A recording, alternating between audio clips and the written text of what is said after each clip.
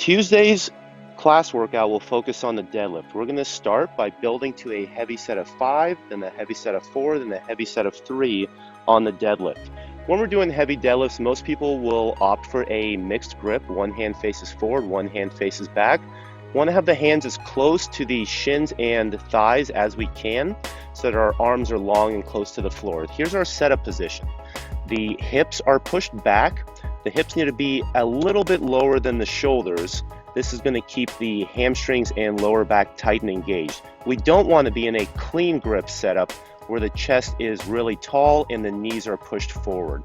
So keep the hips and knees back as long as the hips are slightly below the shoulders. That's going to be our most efficient position for the deadlift. So we're going to build to a few heavy sets. We're going to do a touch and go on the floor.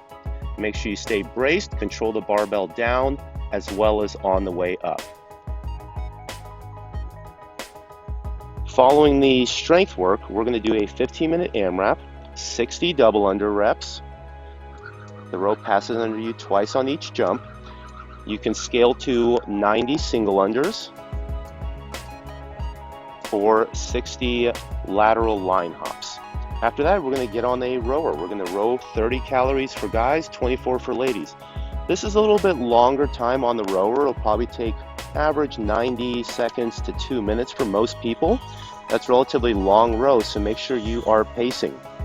A lot of people, when they get fatigued, they start to hunch and relax when they are rowing. We want to make sure we keep a strong midline so that we can emphasize maintaining that position for the deadlifts once we move there. Notice the rowing position is very similar to our deadlifting position. We're going to have the shoulders forward, the hips back, and the midline, the lower back and upper back, in a straight line.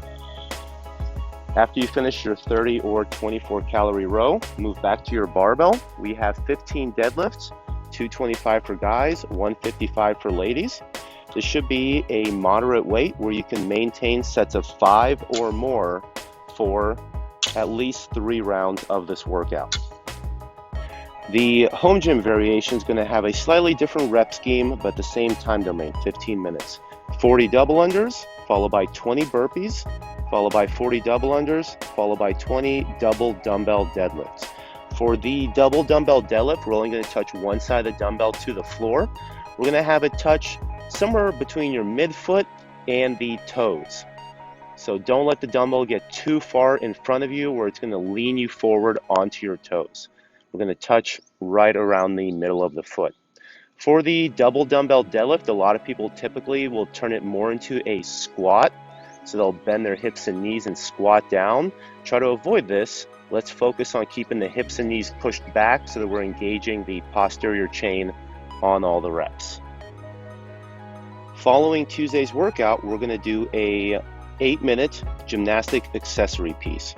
It is 5 burpees to a 6-inch target. Perform a burpee, chest to floor, jump and do a 2-handed touch to a target 6 inches above your standing reach. Then we'll do 3 kipping handstand push-ups, then 5 burpees to a target, 6 kipping handstand push-ups. We're going to continue adding 3 kipping handstand push-up reps every round. For the kipping handstand push-ups, after we lower our head to the floor, we're going to tuck our knees below hip level, rest the hips on the wall, and then aggressively kick up to generate some momentum to assist with the handstand push-up.